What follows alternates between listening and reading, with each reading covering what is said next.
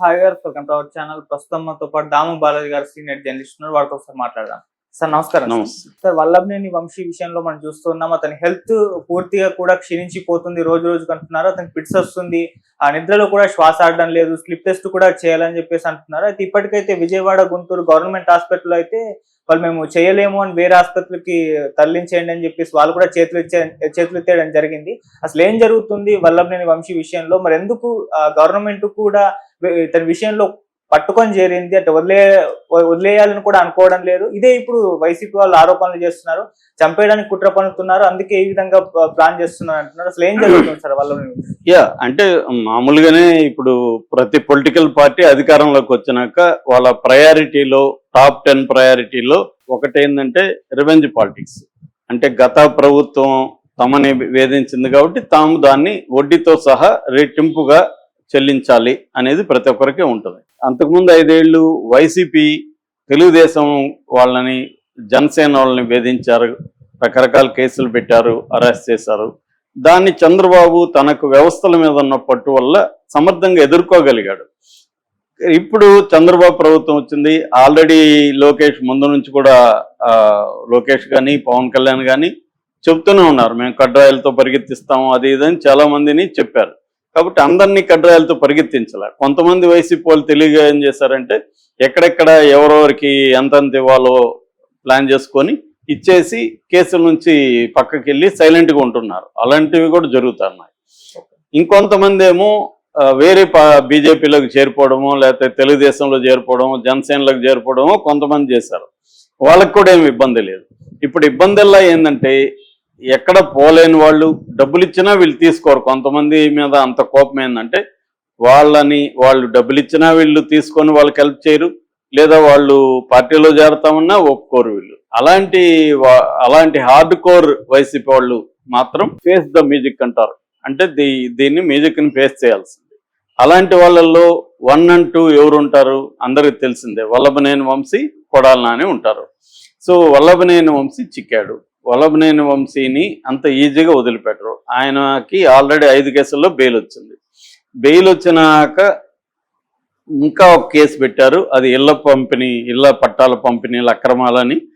ఒకవేళ దీంట్లో బెయిల్ వస్తే కూడా ఇంకోటి పెడతారు. కేసులకి ఏముంది, పెద్ద విషయం కాదు. రాజు దలుచుకుంటే దెబ్బలకు కుదవ అన్నట్టు ఇవాళ ప్రభుత్వాలు దలుచుకుంటే, పోలీసులు దలుచుకుంటే కేసులది ఏముంది, ఏదో ఒకటి కేసు పెట్టగలరు.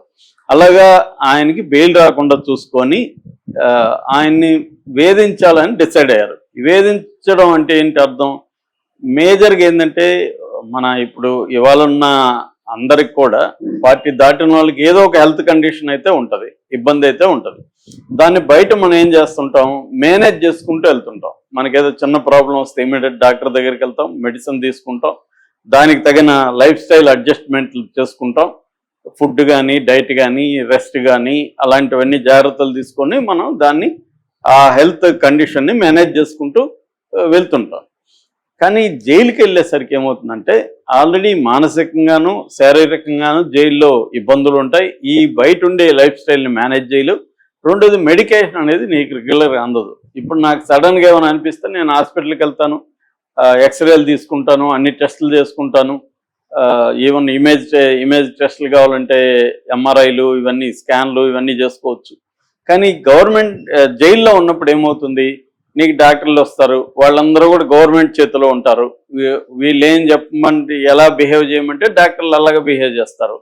సో రెండోది గవర్నమెంట్ హాస్పిటల్ ఎంత నీచంగా ఉంటాయో వాటికి పోయే వాళ్ళకి తెలుస్తుంది.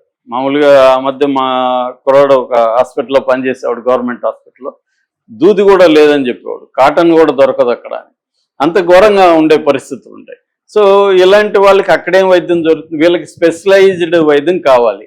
సో ఇతనికి ఆల్రెడీ ఏం ఇష్యూస్ ఉన్నాయి, ఇతనికి సివియర్ బ్యాక్ పెయిన్ ఉంది, తర్వాత ఆస్తమా ఉంది, తర్వాత న్యూరాలజికల్ ప్రాబ్లమ్స్ ఉన్నాయి. వీటిని అతను ఉన్నప్పుడు హైదరాబాద్లో మంచి హాస్పిటల్లో వచ్చి చూసుకొని రెగ్యులర్గా వెళ్తుండేవాడు.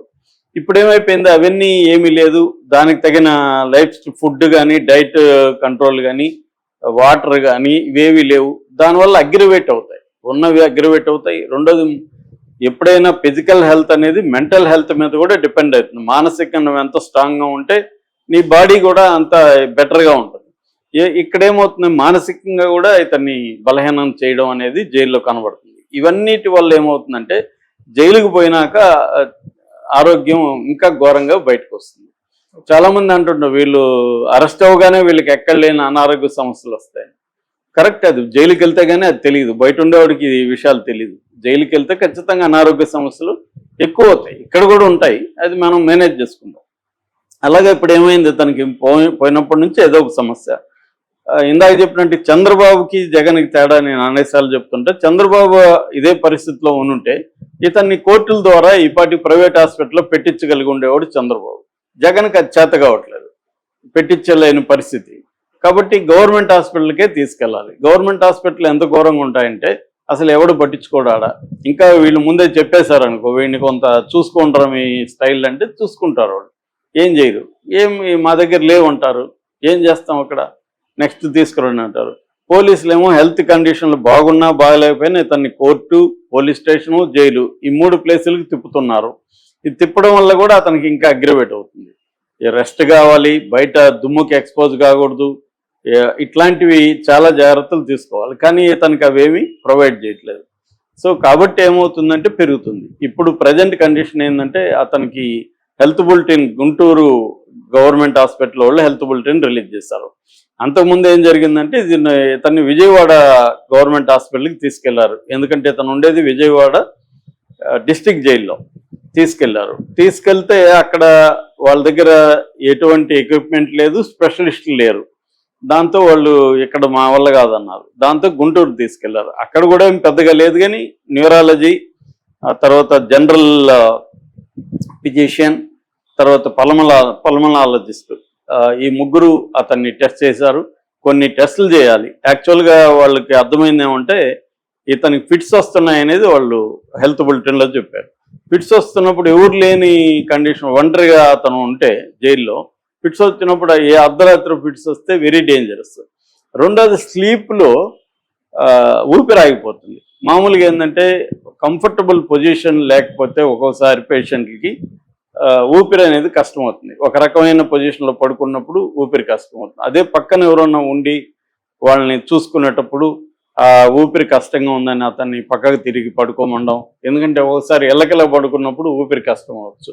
సో ఇవన్నీ కేర్ తీసుకున్న వాళ్ళు ఉంటే జరుగుతుంది. జైల్లో అవేవి ఉండవు కాబట్టి ఊపిరి ఈయనకి నిద్రలో ఆగిపోతుంది అనేది అది డేంజరస్ విషయం. ఊపిరి ఆగిపోయినప్పుడు ఇమీడియట్గా వైద్యం అందకపోతే అతను చనిపోతాడు.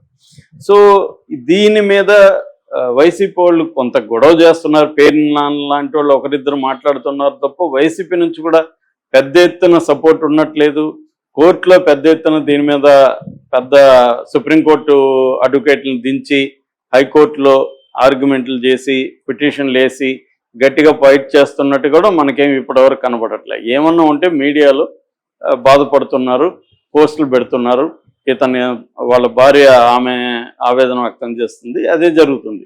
ఎందుకంటే నేను అనేకసార్లు చెప్పాను, Indian judicial system, criminal justice సిస్టంలో ప్రాసెస్ ఇస్ ద పనిష్మెంట్.